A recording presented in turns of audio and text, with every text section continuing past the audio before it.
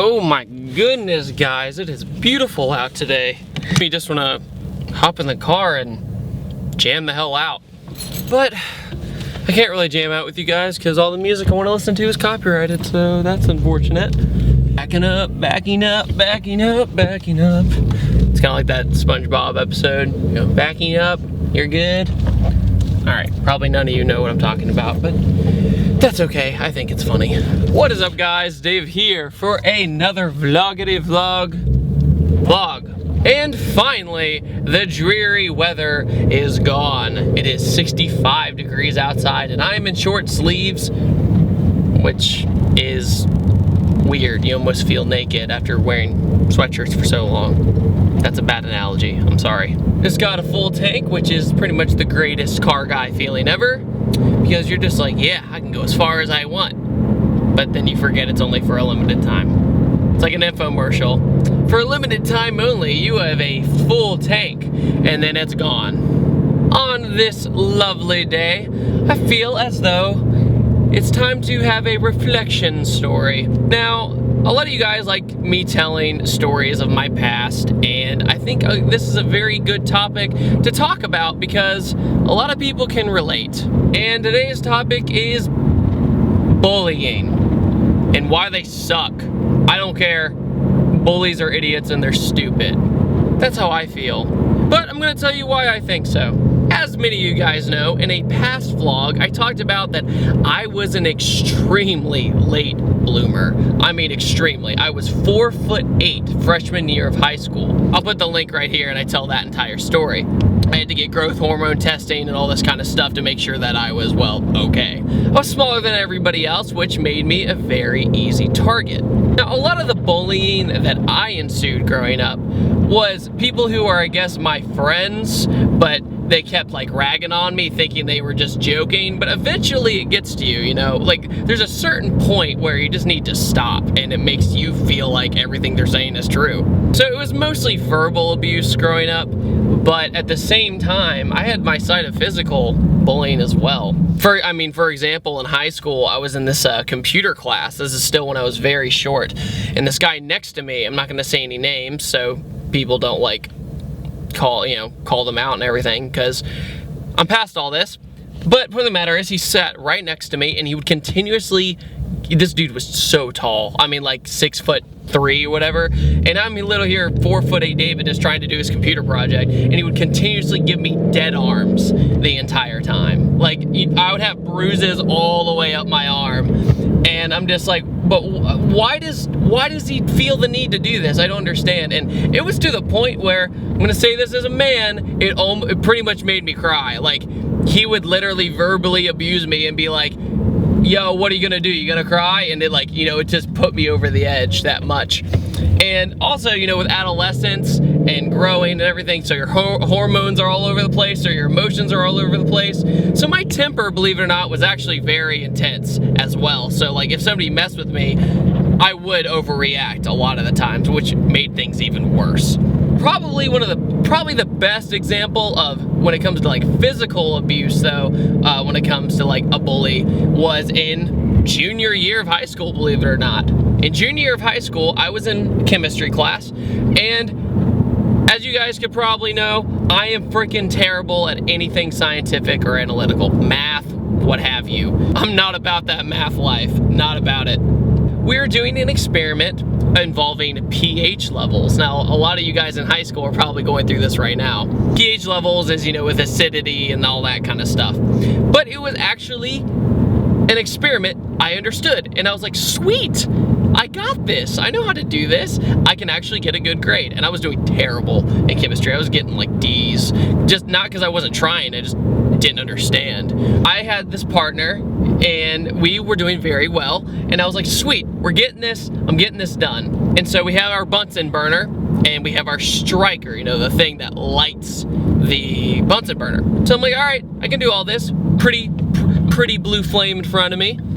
Not bad, I got this. And so I hear these people at the table behind me just kind of whispering and murmuring and kind of giggling too at the same time. And I look back, you know, I'm in my apron and my goggles and everything, and I'm just like, whatever, I'm used to that crap. They're probably talking about me, but who cares, right?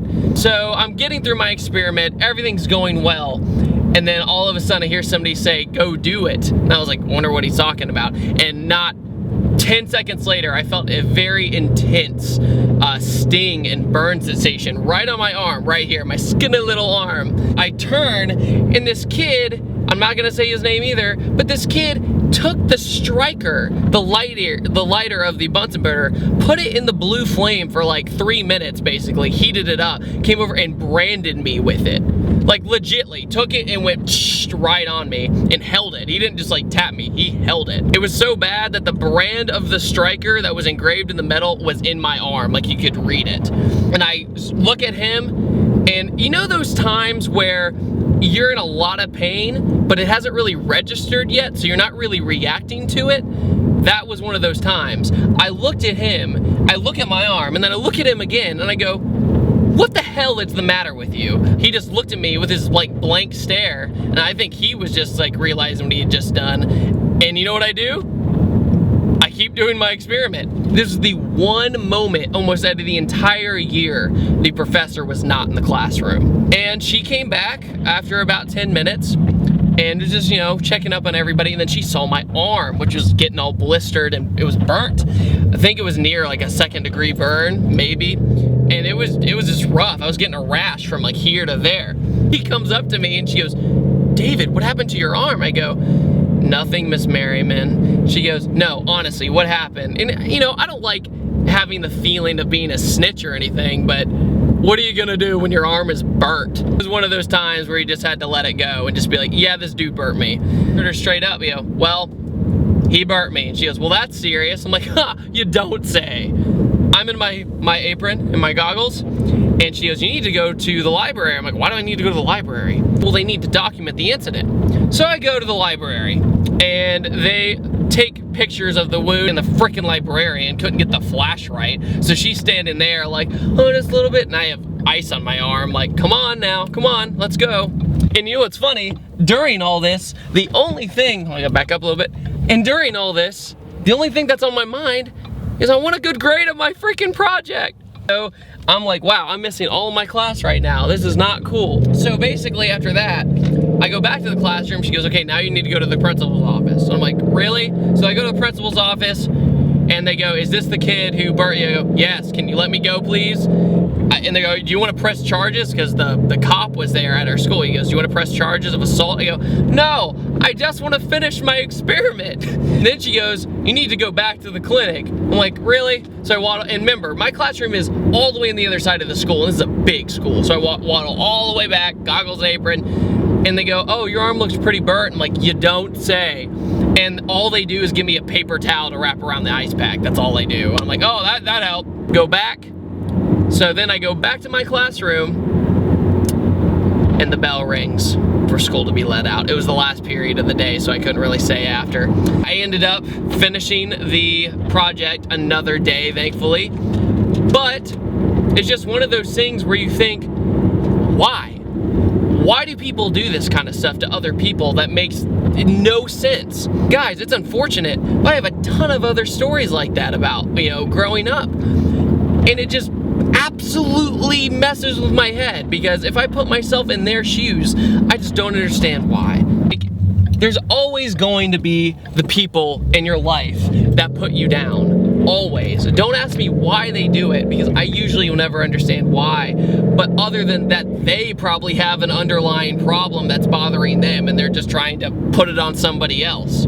I know I'm kind of dragging on these stories, but at the same time, anybody who is watching right now, anybody who is going through this, who's going through bullies, who's going through anything, don't let them get to you. Just don't, because the worst thing you could possibly do is lose your temper and overreact, because then they're winning. Yes, most of the time we have to walk away, but sometimes you have to stand up for yourself in a very calm demeanor. When you are yelling at somebody, they're just gonna laugh. If you are calm about it and literally being like, what's your problem? Honestly, what is your problem? Help me understand why you do this to me. A lot of the times they'll stop because they'll realize, oh, it doesn't work anymore. You wanna know why people are dumb? Because they are dumb. It's always been kind of a joke that I'm gonna write a book just called People Suck.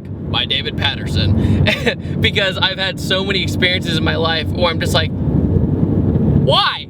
I don't get you. People can be cruel, man, but you have to realize there's also amazing people in your life waiting for you. Friends, girlfriend, your family who supports you, everything. They're gonna be there for you. Shoot, I'm here for you, and I'm over the internet on some little screen. So whatever you're going through, whatever it is, I promise you it's gonna be okay. I promise you. Do not let one, two, or a group of people that you probably will never see again after high school affect the way you think. Because you know what? Their opinion doesn't matter. As mean as that sounds, their opinion doesn't matter. That is my perspective and my opinion. If somebody tells you, you look fat, you're too skinny, you're too short, screw them. You are who you are. Don't worry about it. You know, and 90% of the time, it's because whatever insult they are giving you, they think of themselves. When it comes to these kind of people, if they put you down, you know what you gotta do? Turn it around and make that motivate you to prove to them that you are something more than them. And realize that you can do anything. If you are passionate about something, you can do anything with your life, and you will make it happen if you're passionate enough. Prove those pricks wrong that you are better than what they say. That's what I have to say. And this time around, I'm gonna switch it. I'm gonna do the shout out at the end. My shout out of the day is a friend named Rachel from Roanoke, Virginia, rocking my Smurf Nation shirt. And she was with us during these shoots of the WRX in Roanoke. So thanks so much, Rachel, I really appreciate it. So in conclusion, this is our question of the day. Have you ever been bullied? Have you ever had people put you down? And if you did, how'd you stop it? Share your story and let other people reflect on it. Shoot, maybe you'll help somebody in the comment section below who's going through this. And on that lovely note, I thank you so much for watching this vlog, and take it easy.